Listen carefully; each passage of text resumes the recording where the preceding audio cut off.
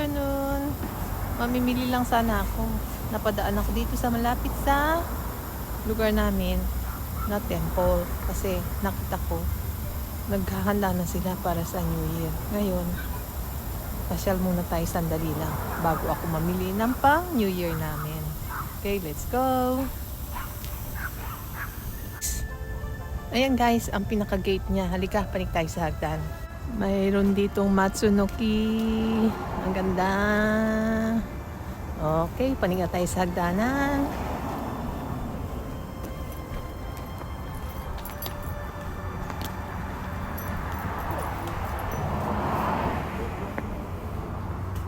Ayan. Wow, handang-handa na talaga sila. Oh, mamayang gabi eh. May ilaw na yan. Hindi ilaw, may fire. Diretso tayo.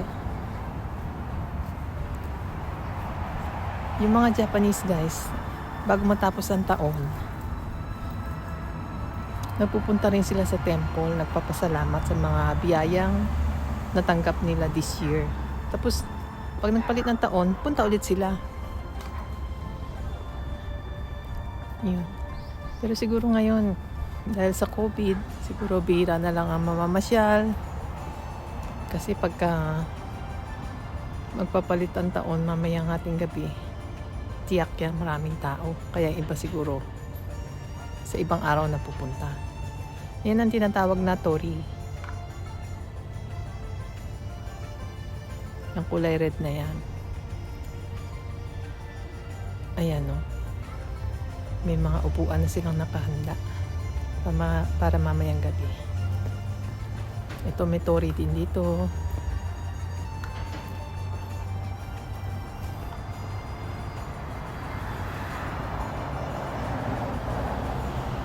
Tingnan natin to kung ano itong mga nakasabit dito.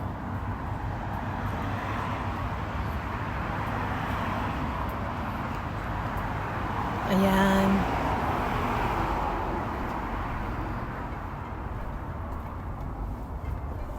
Puro Japanese.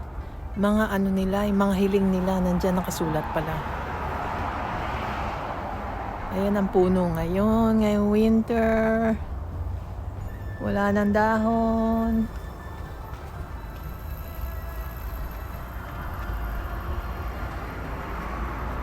Yan ang display nila sa gate. Ayan. New Year na dito. Tayo sa kabila. Ito naman po guys. Tingnan natin. May laman po siyang tubig. Bago kayo magpunta sa temple, maghuhugas muna ng kamay dito para malinis daw ang kamay bago humarap sa God nila. At magmumumog din para luminis ang bibig.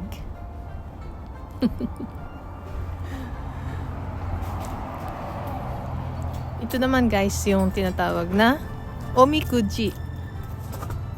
Maghuhulog ka ng 100 yen. Tapos kukuha ka ng isang stick. Tapos may number yon. Kukunin mo yung number na yon, yung may papel yon, doon mo babasahin ang luck mo, ang fortune for the whole year, next year. Yes. Pag hindi maganda ang result, halimbawa, mayroong good luck, mayroong bad luck. Pag bad luck, dito isasabit. Kasi dinadasalan yan eh. Bago itapon dito. Dinadasalan ng ano nila. Pero kung good luck naman, iuwi mo, lagay mo sa bag mo, sa wallet mo. Yun. Sana totoo, no?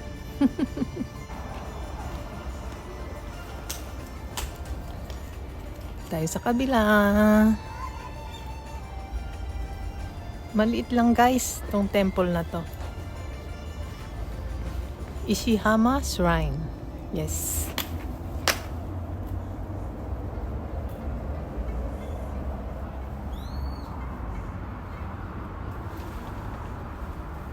Ito po. Ayan. Meron pang yung puti na yun, Japanese wine yun. Parang inaalay nila pagkain. Ang cute. Maghuhulog ka ng pera dyan, saka ka mag-uuningay. Saka kahihiling kung anong request mo.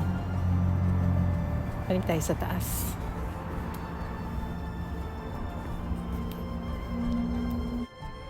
Ayan guys. May alcohol pa sa magkabilang gilid. Ayan oh. Talaga, para safe nga naman sa COVID. Malinis ang kamay.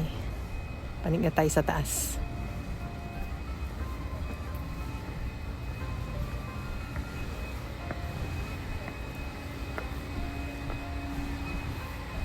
Ayan po. Dito siguro mamaya marami yung mga bilihan ng mga anting-anting.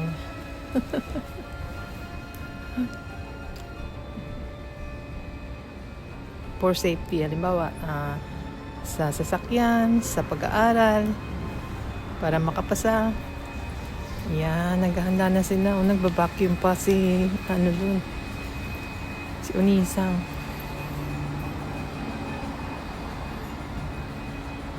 Ayan po.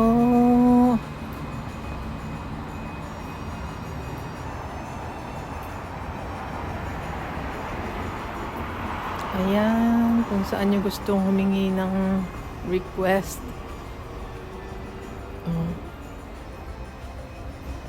Maghuhulog lang kayo coin. Dapat 5 yen lang yung may butas sa gitna. Kasi may pamahiin sila eh. 5 yen lang daw ang pinakamaganda. Go!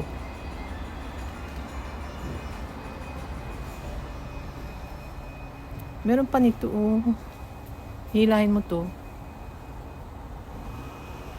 Mag-iingay siya mamayang gabi. Klang, klang, klang. Okay guys, kailangan ko pang mamili. Maraming tao niyan tiyak sa supermarket. Mamimili ko ng mga pagkain namin para mamayang gabi. Thank you sa inyo lahat. And a very happy new year sa inyong lahat. At ingat tayo lahat sa COVID. Thank you. Mata yoroshiku onegaishimasu. Bye-bye. See you on my next vlog. Bye! Damay ko ng puti, oh.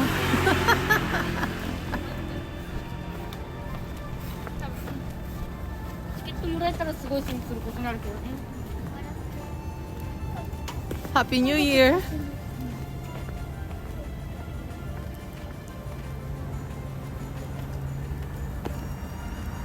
Sana maalis na yung travel ban, ano? Para makauwi na ng Pilipinas. See you guys in Philippines. Pag uwi ko, magbibigay ako ng prize. Naloka na naman ako, tawa ng tawa. Okay guys, bye-bye na talaga.